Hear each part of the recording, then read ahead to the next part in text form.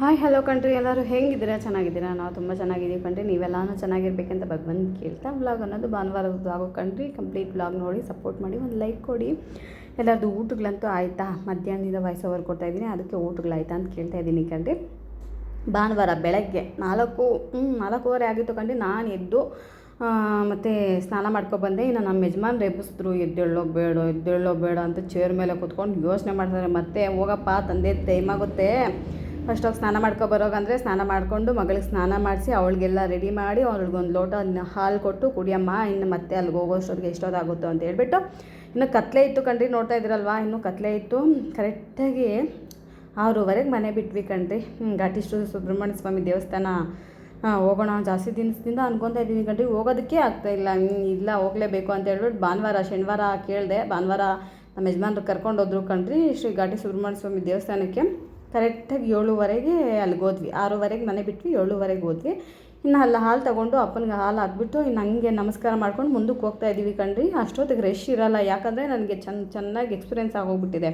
ಒಂದು ಸರಿ 9:30 ಹೋಗಿದ್ವಿ. 9:30 ಕ್ಯೂವಲ್ಲಿ ಹೋಗಿದ್ದೆ. ನಾವು 12:30 1 ಗಂಟೆ ತನಕ ಕ್ಯೂವಲ್ಲಿ ಹೋಗಿದ್ದೀವಿ. ಇತ್ತೀಚೆಗೆ ನಾನು ಏನು ಅನ್ಕೊಬಿಟ್ಟಿನಿ, ಒಂದು ಲಾಸ್ಟ್ ಟೈಮು 2 ಸರಿ ಹೋಗಿದ್ದು ಬೆಳಗ್ಗೆ ಬೇಗನೆ ಹೋದರೆ ಬೇಗನೆ ದರ್ಶನ ಆಗುತ್ತೆ ಅನ್ನೋದು ತಿಳ್ಕೊಬಿಟ್ಟು ಇವಾಗ ಬೇಗನೆ ನಿದ್ದೆ ಕೆಟ್ಟರೂ ಪರವಾಗಿಲ್ಲ, ಹೆಂಗೂ ಎದ್ದೇಳ್ತೀವಲ್ಲ ಹಬ್ಬ ಹರಿದಿನಗಳೆಲ್ಲ ಬೇಗನೆ 4 ಗಂಟೆ 3:30 ಹಂಗೆ ಎದ್ದೇಳ್ತೀವಲ್ಲ.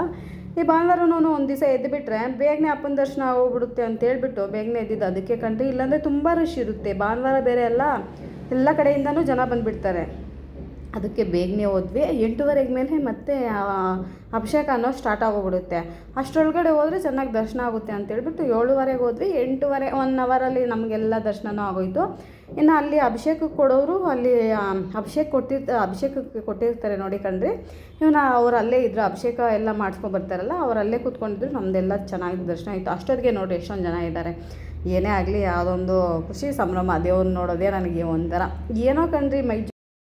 ಎಲ್ಲರಿಗೂ ಒಳ್ಳೇದು ಮಾಡಲಿ, ಯಾರಿಗೇ ಆಗಲಿ ಸರ್ಪದೋಷ ನಿವಾರಣೆ. ಮತ್ತು ಈ ಮಕ್ಕಳಿಗೆ ಯಾರಾದರೂ ಒಂದು ಫ್ಯಾಮ್ಲಿಯಲ್ಲಿ ಅವರೇನಾದರೂ ಅಪ್ಪಿತಪ್ಪಿ ಏನಾಗರ ಅವಾಗ ಏನಾದರೂ ಹೊಡೆದು ಸಾಯಿಸಿದರೆ ಅದೆಲ್ಲ ಮಕ್ಕಳಿಗೆ ಬರುತ್ತಲ್ಲ ಕಣ್ರಿ ದೋಷ, ಅಂಥವೆಲ್ಲ ನಿವಾರಣೆ ಮಾಡ್ತಾರೆ.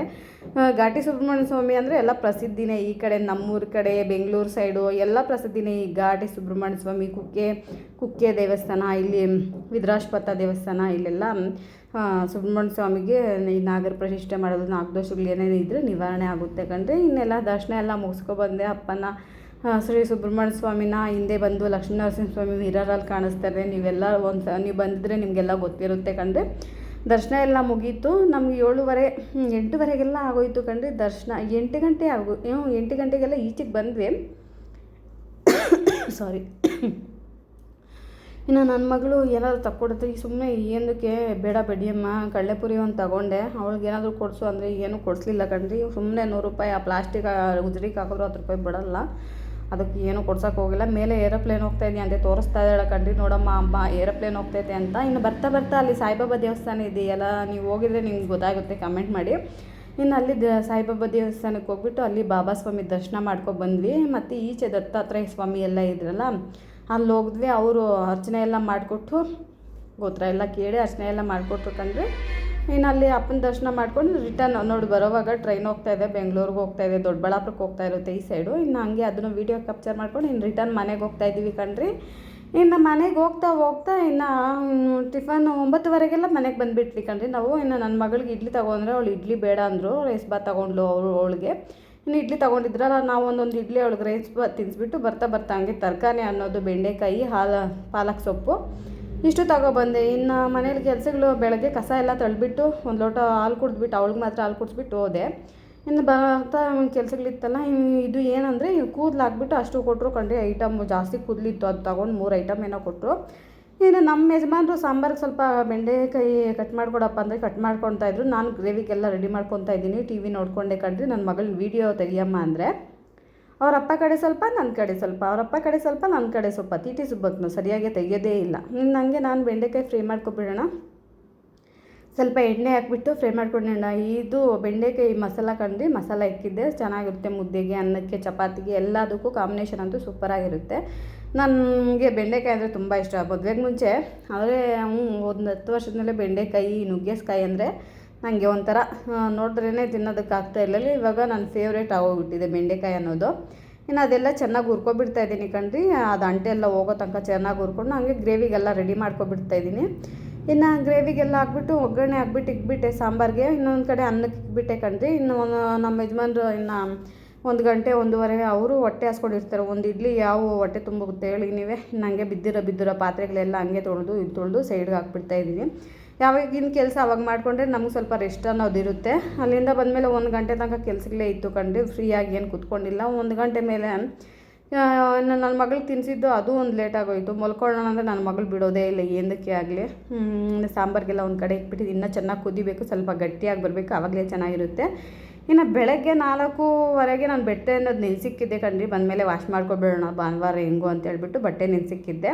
ನೀರು ಬಡ್ಕೊತಾ ಇದ್ದೀನಿ ಜಾಲ್ಸೋದಕ್ಕೆ ಅಂತ. ಹಾಗೆ ಪಾಲಕ್ ಸೊಪ್ಪು ತಂದಿದ್ನಲ್ಲ ಒಂದು ಕಟ್ಟು, ಅದೆಲ್ಲ ಬಿಡಿಸ್ಬಿಟ್ಟು ಎಲ್ಲಿಂದಲ್ಲಿ ಎತ್ತಿಗೆ ಬಿಡೋಣ, ಹಂಗೆ ಒಂದು ಸರಿ ಕಸ ತಳ್ಳಿಬಿಟ್ಟು ಮನೆ ಒರೆಸಾಕೋಣ ಅಂತ ಹೇಳ್ಬಿಟ್ಟು ಅದೆಲ್ಲ ಕ್ಲೀನ್ ಮಾಡ್ಕೊತಾ ಇದ್ದೆ. ಅದೆಲ್ಲ ಸೊಪ್ಪೆಲ್ಲ ಬಿಡಿಸಿ ಫ್ರಿಜ್ಜಲ್ಲಿ ಇಟ್ಬಿಟ್ಟು ಇನ್ನು ಬಟ್ಟೆ ಕಡೆ ಬಂದೆ ಕಣ್ರಿ. ಇನ್ನು ಬಟ್ಟೆಗಳು ಸ್ವಲ್ಪ ಆವಾಗಿಂದ ಅವಾಗ ಬಿದ್ದು ವಾಶ್ ಮಾಡಿಕೊಂಡ್ರೆ ಕೆಲಸ ಅನ್ನೋದು ಸ್ವಲ್ಪ ಕಮ್ಮಿ ಆಗುತ್ತೆ ಕಣ್ರಿ. ಇನ್ನು ಬಿದ್ದಿರೋ ರಾಶಿ ಇಕ್ಕೊಬಿಟ್ರೆ ನಮಗೆ ಸ್ವಲ್ಪ ಇದಾಗ್ಬಿಡುತ್ತೆ.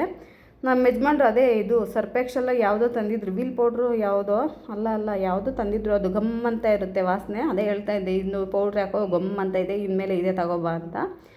ಬಟ್ಟೆ ಎಲ್ಲ ವಾಶ್ ಮಾಡಿ ಒಣಗಾಕ್ಬಿಟ್ಟು ಬಂದಮೇಲೆ ಇನ್ನು ನಮ್ಮ ಯಜಮಾನ್ರಿಗೆ ಹೇಳ್ದೆ, ಗಿಡಕ್ಕೆ ಸ್ವಲ್ಪ ನೀರು ಹಾಕ್ಬಿಡು ಹೋಗಪ್ಪ, ನನ್ನ ಮನೆ ಮುಂದೆ ಎಲ್ಲ ಸಾಸ್ಕೊಬಂದುಬಿಡ್ತೀನಿ ಅಂದರೆ ಅವ್ರು ಗಿಡಕ್ಕೆಲ್ಲ ನೀರು ಹಾಕ್ತಾಯಿದ್ರು. ಇನ್ನು ನಾನು ನಾಳೆ ಸೋಮವಾರ ದೀಪ ಹಚ್ಬೇಕಲ್ಲ, ಸೋಮವಾರ ದೀಪ ಹಚ್ಬೇಕಂದ್ರೆ ಮನೆ ಮುಂದೆ ಎಲ್ಲ ಭಾನುವಾರನೇ ಕ್ಲೀನ್ ಮಾಡ್ಕೊಬಿಡ್ತೀನಿ ಕಣ್ರಿ. ಇನ್ನು ಸೋಮವಾರ ಬೆಳಗ್ಗೆ ಎದ್ದು ಈ ಕೆಲಸಗಳೆಲ್ಲ ಮಾಡ್ಕೊಳಕ್ಕಾಗಲ್ಲ.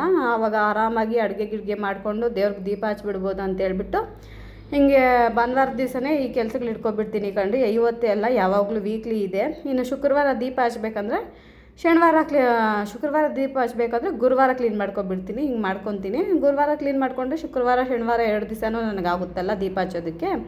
ಅದಕ್ಕೆ ಈ ಥರ ಮಾಡ್ಕೊಂಬಿಡ್ತೀನಿ ಕಣ್ರಿ. ಇನ್ನು ಮನೆ ಮುಂದೆ ಕ್ಲೀನಾಗಿ ಎಲ್ಲ ನೀರು ಹಾಕ್ಬಿಟ್ಟು ಎಲ್ಲ ಕಸ ಎಲ್ಲ ಇದು ತೊಳ್ಕೊಬಿಟ್ಟೆ ಕಣ್ರಿ. ಇನ್ನು ಮನೆಗಳು ಒರೆಸ್ಕೊಬಿಡ್ತಾ ಇದ್ದೀನಿ. ಹಂಗೆ ಬಂದಿದ ತಕ್ಷಣ ಏನು ರೆಸ್ಟ್ ಏನೂ ಇಲ್ಲ, ಒಂದು ಇಡ್ಲಿ ತಿಂದಿದ್ದೆ.